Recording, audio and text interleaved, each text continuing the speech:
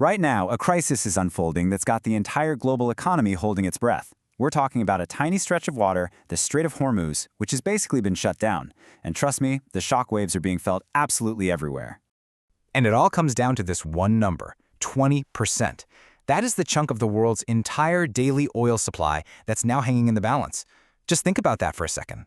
And every last drop of that oil has to squeeze through a channel that's just 21 miles wide. So you can see why people call this the jugular vein of the global economy. It's not just a shipping lane, it's a lifeline.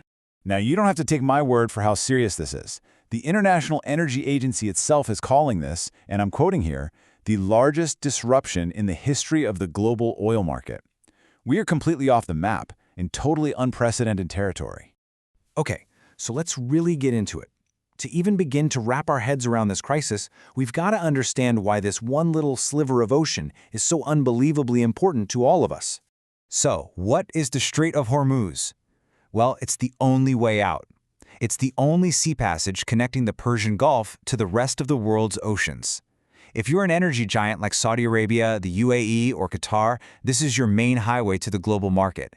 It is, without a doubt, the single most important energy choke point on the planet. And listen, this isn't just about oil, not by a long shot. A full quarter, 25% of the world's liquefied natural gas, or LNG, also passes through here. That's what heats homes and powers industries all over Europe and Asia. And get this, nearly a third of all internationally traded fertilizers move through the strait. What does that mean for you? It means the price you pay for bread is directly connected to ships getting through this one waterway safely. So the big question is, how did this vital artery get clogged seemingly overnight? Well, the situation went from 0 to 100 with terrifying speed, turning what was a regional flashpoint into a full-blown global emergency. It all kicked off on February 27th. A joint U.S.-Israeli airstrike kills Iran's supreme leader, Ali Khamenei. The response? It was immediate. The very next day, Iran's Revolutionary Guard Corps issued a blunt warning: all ships halt passage. By March 1st, the warnings turned into action as they began attacking commercial vessels. And in just 1 week, the market panicked. The price of oil skyrocketed past $100 a barrel. Now, what's really fascinating here is how Iran is enforcing this. This isn't your granddad's naval blockade. No, they're using a whole mix of tactics. You've got direct attacks, yeah, but also hidden sea mines, and even high-tech stuff like satellite spoofing to mess with navigation. But you know what their most effective weapon might be? Money.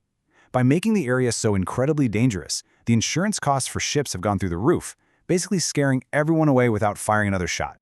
You see, the closure of the strait wasn't some kind of warning shot. It was a direct punch to the gut of the global supply chain, and the consequences were immediate, they were severe, and they were felt everywhere. And this chart just says it all. On a normal day, you'd see about 60 commercial ships pass through the strait. 60! During this crisis, that number has plummeted to just 8.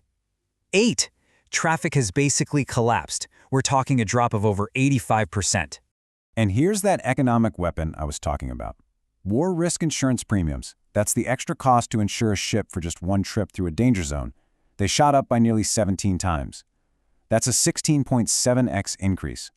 For most companies, that made sending a ship through economically impossible, plain and simple. So what did this do to oil prices? Well, look at these numbers. Before this all went down, oil was trading at around $71 a barrel. Within days, it blew past $100. And it didn't stop there, eventually peaking at $126. And a surge like that, you feel it. We all feel it. At the gas pump, at the grocery store, it hits everything we buy. Okay, so the world's main energy artery is clogged. What's the backup plan?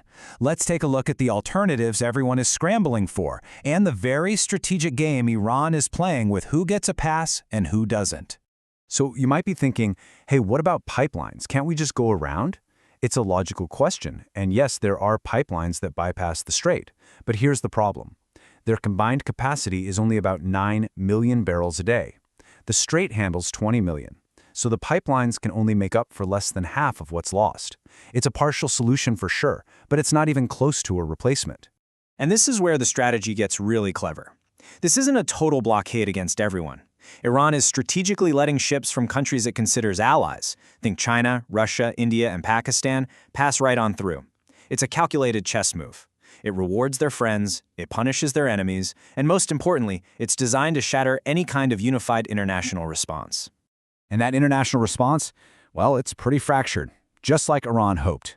You've got U.S. President Trump threatening military action, but that's a hard no for many in the EU who are terrified of a bigger war. At the same time, a 40-nation coalition is scrambling for a diplomatic way out, while the G7 is talking about naval escorts, which will be a logistical nightmare and could easily escalate things. Bottom line, there is no single plan. Everyone is pulling in a different direction. So, all of this brings us to the most critical question of all. Where do we go from here? Right now, analysts are seeing three main ways this whole high-stakes crisis could play out.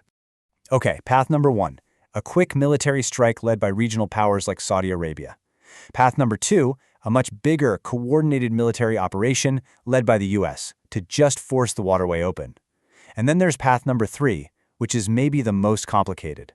A long, sustained closure, where the strait becomes the world's most high-stakes negotiating table.